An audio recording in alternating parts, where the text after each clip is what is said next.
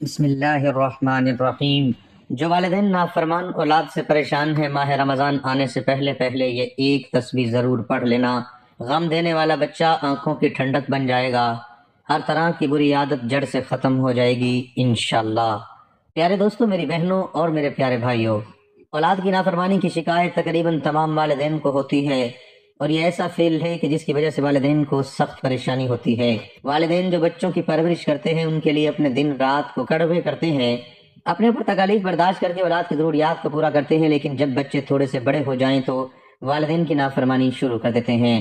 ایسے میں والدین کے دل پر جو گزرتی ہے وہ والدین ہی جانتے ہیں۔ اگر آپ بھی اپنے بچوں کو نافرمانی سے پریشان ہیں اور آپ کے بچے آپ کی بات نہیں مانتے تو آج کا یہ وظیفہ آپ کے لیے ہے۔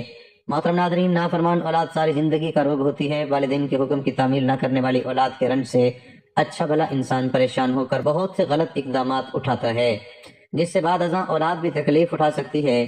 نافرمان اولاد گمراہ ہو جاتی ہے۔ بہت سے والدین ایسی اولاد کے ہاتھوں مارے بھی جاتے ہیں، وہ جرائم میں ملوث ہو جاتی ہیں اور نشے بھی کرتی ہیں، تو ان کی وجہ سے انہیں عدالتوں میں خوار ہونا پڑتا ہے۔ ایسی اولاد تعلیم سے بھی محروم ہو جاتی ہے، لیکن کئی صورتوں میں پڑھی لکھی اولاد کے ہاتھوں بھی والدین کو تکلیف اٹھانی پڑتی ہے۔ یہ کتنی ظلم اور شرم کی بات ہے کہ والدین جنہوں نے پال پوس کر اپنے منہ کا لقمہ اولاد کے منہ میں ڈال کر اسے پالا ہوتا ہے، وہی ان کے بڑھاپے کا سہارا نہیں بن پاتی۔ والدین کو چاہیے کہ وہ خود ایسے حالات پیدا نہ ہونے دیں۔ اگر اولاد میں گستاخی اور نافرمانی کا رویہ دیکھیں تو فوری اللہ سے رجوع کریں اور یہ عمل شروع کر دیں۔ دور حاضر میں ایک گھر میں نہیں، ایک ملک میں نہیں، بلکہ پوری دنیا میں لوگ اس مسئلے کو لے کر بہت زیادہ پریشان ہیں کہ جیسے ہی بچے بڑے ہوتے ہیں تو ان کو ایک ہی شکایت ہوتی ہے کہ اولاد ماں باپ کا کہنا نہیں مانتی، بدتمیزی کرتی ہے، اولاد اپنی من مانیاں کرتی ہے، جس کی وجہ سے والدین کو کافی پریشانی کا سامنا کرنا پڑتا ہے۔ والدین اولاد کو کچھ نہیں کہتے اس ڈر سے کہ وہ کچھ کر نہ بیٹھے۔ ہمارے معاشرے میں ایسے واقعات ہو رہے ہیں کہ اگر والدین اپنے بچوں کو کچھ نصیحت کر لیں، یعنی کچھ اچھے کام کرنے کی نصیحت کریں اور برے کاموں سے روکیں، تو اولاد خودکشی کر لیتے ہیں۔ وہ بچے اپنی جان اپنے ہاتھوں سے دے دیتے ہیں، جس کے نتیجے میں ماں باپ اپنی اولاد کو کھو بیٹھتے ہیں۔ والدین کو پچھتانے کے سوا کچھ نہیں ملتا۔ ایسے والدین جو اس پریشانی کا شکار ہیں وہ اس پریشانی کو چھوڑ دیں، اس وظیفے کو کر لیں، انشاءاللہ بچہ جلد ہی فرما بردار بن جائے گا۔ یہ ایک ایسا عمل ہے کہ بچہ دن رات فرما بردار رہے گا، بچہ دین کے تمام کاموں میں زیادہ توجہ دے گا اور آپ کے ہر حکم کو سر آنکھوں پر لے گا انشاءاللہ۔ وہ بچہ جس کے کانوں میں یہ وظیفہ جائے گا، جس کے دل میں یہ پانی جائے گا، وہ آپ کے حکم کے بغیر ایک قدم بھی نہیں اٹھائے گا۔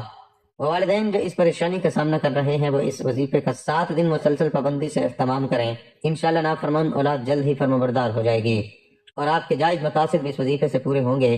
اگر اس کے علاوہ آپ گھریلو پریشانی میں مبتلا ہیں، رزق میں تنگی ہے اور اولاد کے علاوہ دولت کا مسئلہ ہے، تو تب بھی یہ وظیفہ کر کے اپنے رب کے حضور گڑ گڑا کر دعا مانگیں، انشاءاللہ آپ کے تمام جائز مقاصد پورے ہوں گے اور آپ کی تمام مشکلات دور ہوں گی انشاءاللہ۔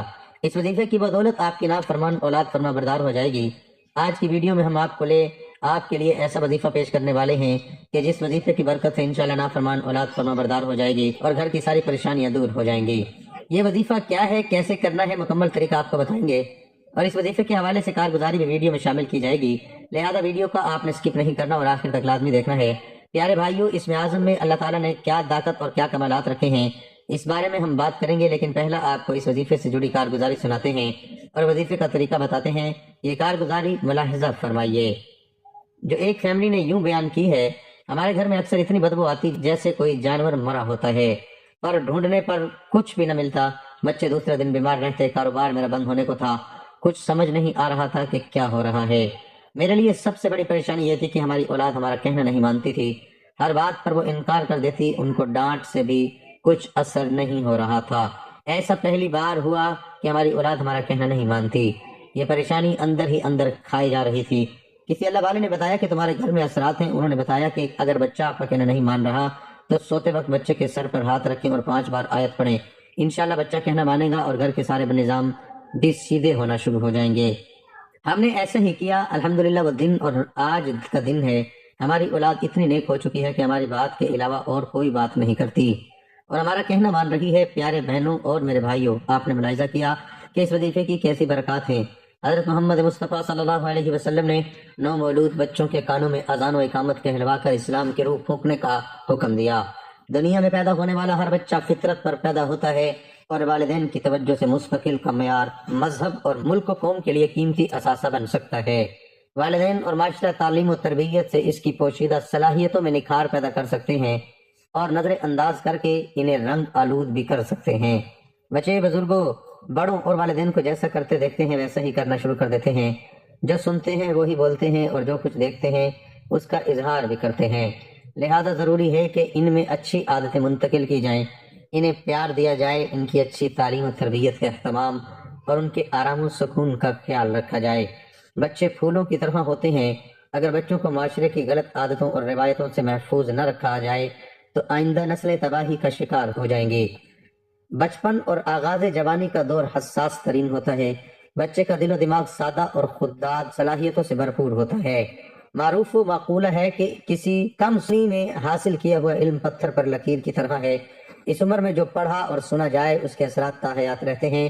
عمر کے اس حصے میں بچے کی تربیت اسلامی خطوط پر کی جائے تو بچہ تاحیات دین سے مخلص، معاشرے کے لیے مفید، صالح اور والدین کا فرما بردار ثابت ہوگا۔ لیکن اگر غفلت اور بے جا لاڈ پیار میں والدین نے بچے کی تربیت نظر انداز کر دی تو وہ اسلام، والدین اور معاشرے سمیت ہر فکر اور ہر نظریے سے انحراف کرتا رہے گا۔ سدا افسوس کہ ٹیکنالوجی کے اس دور میں والدین کی مصروفیت اور غفلت کے باعث بچے اسلامی تربیت سے تو ایک طرف اخلاقی اور معاشرتی تربیت سے بھی محروم نظر آتے ہیں۔ جس اسکول اور تعلیم پر اکتفا کر لیا جاتا ہے اس کا مکمل زور دنیاوی علوم پر ہوتا ہے، جس کی وجہ سے بچے دین سے بیزار نظر آتے ہیں، اور والدین کے ساتھ ان کے سلوک کا اندازہ روزمرہ کے واقعات سے کیا جا سکتا ہے۔ آج نوجوانوں میں دین سے دوری کے رجحان کی بڑی وجہ مغربی تہذیب کی اندھی تقلید اور اسلامی تعلیمات سے دوری ہے، جبکہ اسلام مکمل ضابطہ حیات ہے۔ یہ انسانی فطرت کے عین مطابق ہے اور آسانیاں پیدا کرنے کی تعلیم دیتا ہے۔ ہمارے پیارے نبی حضرت محمد مصطفیٰ صلی اللہ علیہ وسلم کی سیرت طیبہ اس حقیقت پر گواہ ہے کہ بچوں کی تعلیم و تربیت اور کردار سازی آپ صلی اللہ علیہ وسلم کے پیش نظر رہی۔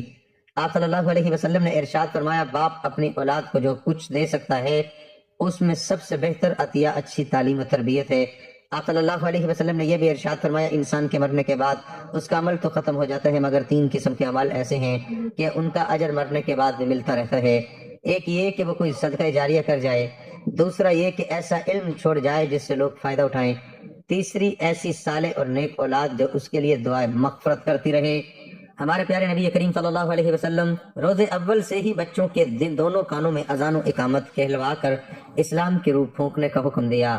کسی مرد صالح سے خرما یا شہد چٹوانے کی ہدایت دی کہ آغاز سے ہی بزرگوں کی برکتوں سے بچہ بہرور رہے۔ بچوں کے بہتر نام رکھنے کی تلقین کی گئی ہے کیونکہ قیامت کے دن انہی ناموں سے پکارا جائے گا۔ بچے کا غلط نام رکھ دیا گیا ہے تو بدل دیا جائے، کیونکہ نام کے اثرات انسان کے اعمال و افعال پر مرتب ہوتے ہیں۔ حضرت عمر رضی اللہ تعالیٰ عنہ کی بیٹی کا نام آسنیہ تھا، بدل کر جمیلہ رکھا۔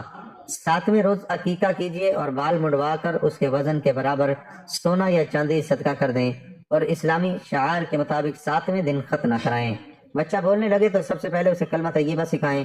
بچوں کو ڈرانے سے پرہیز کیجیے۔ ابتدائی عمر کا یہ ڈر ساری زندگی قلب و دماغ پر چھایا رہتا ہے۔ ماں کا دودھ بچے کا حق ہے، لیکن اس کے ساتھ ماں کا یہ بھی فرض ہے کہ وہ اپنے ہونہار کو درس توحید اور عشق رسول صلی اللہ علیہ وسلم بھی سکھائے۔ اولاد کو بات بات پر ڈانٹنے، جھڑکنے اور برا بھلا کہنے سے پرہیز کیجیے۔ ان کی کوتاہیوں پر بیزار ہونے اور اظہار نفرت کرنے کی بجائے حکمت سے ان کی اصلاح کرنے کی محبت امیز کوشش کیجیے۔ اولاد کے ساتھ نرمی اور شفقت کا برتاؤ کیجیے۔ حسب حیثیت ان کی ضروریات پوری کر کے انہیں خوش رکھیے اور اطاعت و فرما برداری کے جذبات ابھاریے۔ انحف بن قیس رضی اللہ عنہ نے اس سوال کے جواب میں کہ اولاد کے ساتھ کیسا سلوک ہونا چاہیے ارشاد فرمایا، اولاد ہمارے قلوب کا ثمرہ ہے، کمر کی ٹیک ہے۔ ہماری حیثیت ان کے لیے زمین کی طرح ہے اور جو نہایت نرم اور بے ضرر ہے۔ ہمارا وجود ان کے لیے سایہ فگن آسمان کی طرح ہے اور ہم انہی کے ذریعے بڑے بڑے کام انجام دینے کی ہمت کرتے ہیں۔ اگر وہ کبھی آپ سے کوئی جائز مطالبہ کریں تو ضرور پورا کیجیے۔ وہ کبھی دل گرفتہ ہوں تو ان کے دلوں کا غم دور کیجیے۔ نتیجے میں وہ آپ سے محبت کریں گے، آپ کی قدرانہ کوشش پسند کریں گے۔ ان پر ناقابل برداشت بوجھ نہ بنیں کہ وہ آپ سے اکتا جائیں اور قریب آنے سے نفرت کریں۔ دوسرے کے سامنے بچوں کی عیب جوئی، ان کی اصلاح سے مایوسی کا اظہار نہ کیجیے۔ بچوں کی ہر جاؤ بے جا ضد پوری نہ کیجیے۔ چیخنے چلانے سے خود بھی گریز کریں اور بچوں کو بھی ان کا عادی بنائیں۔ انہیں اپنے ہاتھوں سے کام کرنے کی عادت ڈالیں۔ بچوں میں باہم لڑائی ہونے پر اپنے بچے کی بے جا حمایت نہ کیجیے۔ صدقہ و خیرات بچوں کے ہاتھوں سے دلوائیں تاکہ ان میں احسان و رحم دردی کے جذبات پرورش پائیں۔ بچوں کو دینی واقعات اور قرآنی ترجمہ سنانے کا اہتمام کریں۔ اولاد کے مابین ہمیشہ برابری کا سلوک کیجیے۔ بچوں کے سامنے ہمیشہ اچھا عملی نمونہ پیش کیجیے۔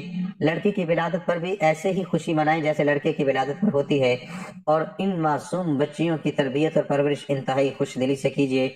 بیٹوں اور بیٹیوں کے ساتھ یکساں محبت کا اظہار کیجیے۔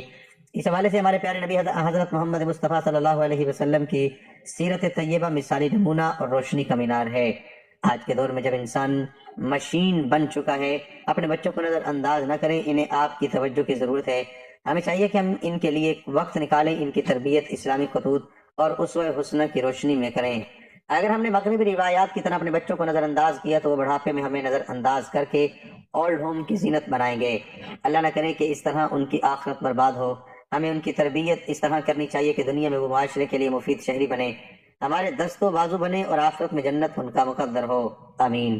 وظیفے کا مکمل طریقہ ملاحظہ فرما لیجئے۔ پیارے بھائیو، یہ وظیفہ بہت ہی آسان ہے۔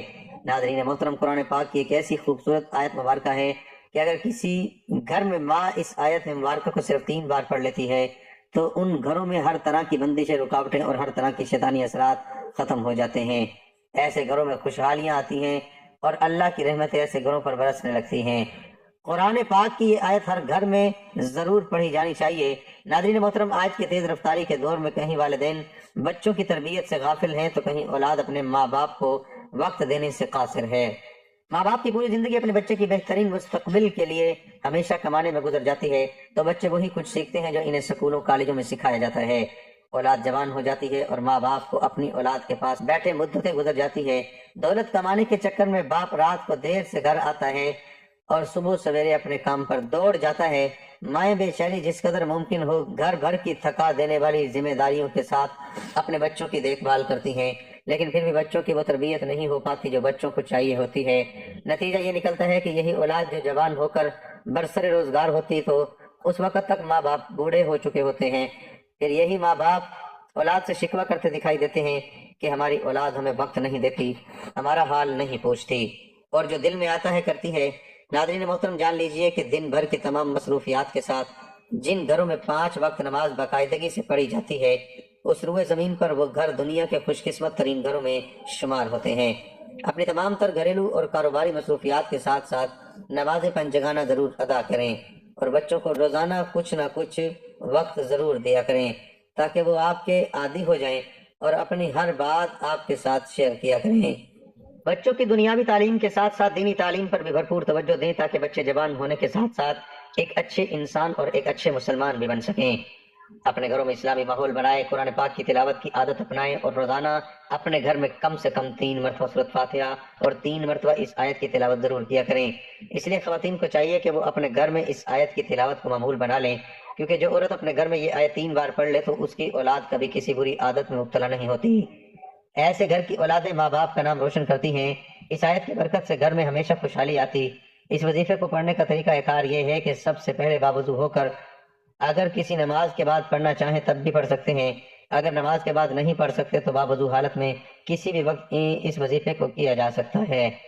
یہ قرآن پاک کی پہلی سورت ہے جو اللہ تعالیٰ کی حمد اور تعریف بیان کرتی ہے اور اس میں انسانوں کے لیے ہدایت بھی ہے اور دعا بھی ہے۔ تو باوضو حالت میں کسی بھی وقت سب سے پہلے حضور پاک صلی اللہ علیہ وسلم کی ذات اقدس پر درود پاک کا نذرانہ پیش کرنا ہے۔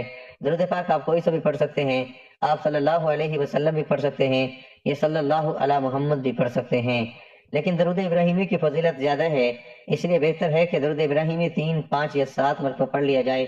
ایک مرتبہ ثواب کی نیت سے میرے ساتھ بھی پڑھ لیں۔ اللہم صلی علی محمد وعلی آل محمد کما صلیت علی ابراہیم وعلی آل ابراہیم انک حمید مجید۔ اللہم بارک علی محمد وعلی آل محمد کما بارکت علی ابراہیم وعلی آل ابراہیم انک حمید مجید۔ درود پاک پڑھنے کے بعد یہ آیت 3 مرتبہ پڑھیں۔ وَأَصْلِحْ لِي فِي ذُرِّيَّتِي إِنِّي تُبْتُ إِلَيْكَ وَإِنِّي مِنَ الْمُسْلِمِينَ۔ پڑھتے وقت ذریتی کے لفظ پر اپنے بیٹے کا خیال رکھے، انشاءاللہ بیٹا فرمانبردار اور اچھا ہو جائے گا۔ 3 مرتبہ سورۃ فاتحہ کو پڑھنا ہے۔ بسم اللہ الرحمن الرحیم، الحمد للہ رب العالمین الرحمن الرحیم مالک یوم الدین، ایاک نعبد و ایاک نستعین، اہدنا الصراط المستقیم صراط الذین انعمت علیہم غیر المغضوب علیہم ولا الضالین۔ 3 مرتبہ سورۃ فاتحہ پڑھنے کے بعد آخر میں اتنا ہی درود پاک پڑھنا ہے جتنا آپ نے وظیفہ شروع کرنے سے پہلے پڑھا تھا، اور یہ عمل آپ نے لازمی کرنا ہے کیونکہ سورۃ فاتحہ قرآن پاک کا نچوڑ ہے۔ اس کی بہت بڑی فضیلتیں بیان کی گئی ہیں، جن میں سے ایک یہ بھی ہے کہ جن گھروں میں روزانہ سورۃ فاتحہ کی صرف 3 بار تلاوت کی جائے تو ان گھروں میں کسی قسم کی کوئی شیطانی بیماری جنم نہیں لیتی۔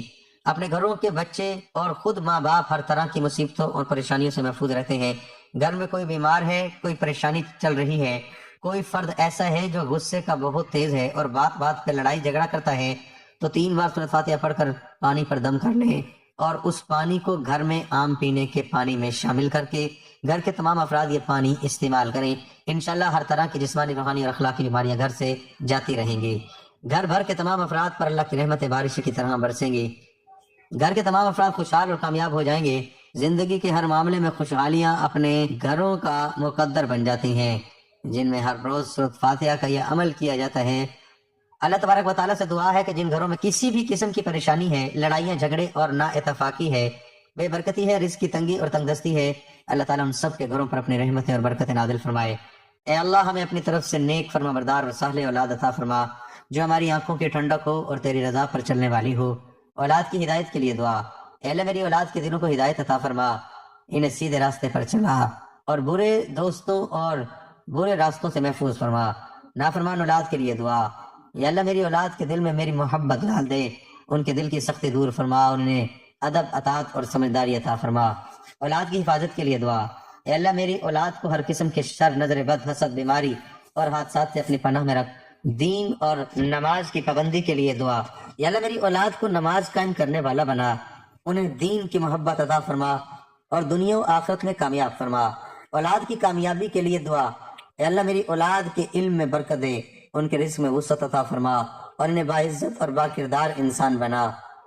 والدین کی تسلی کے لیے، یا رب میری تربیت میں کوئی کمی رہ گئی ہو تو معاف فرما اور اپنی رحمت سے میری اولاد کی اصلاح فرما۔ اللہ ہمارے دل کو سکون اور اولاد کو نیکی عطا فرمائے، آمین۔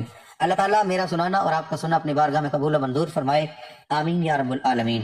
محترم ناظرین، آخر میں درخواست ہے کہ اللہ تعالیٰ کے 99 ناموں میں سے کوئی ایک نام لکھ کر کمنٹ میں ضرور شیئر کریں۔ اللہ تعالیٰ ہم سب کا حامی و ناصر ہو، آمین، جزاک اللہ۔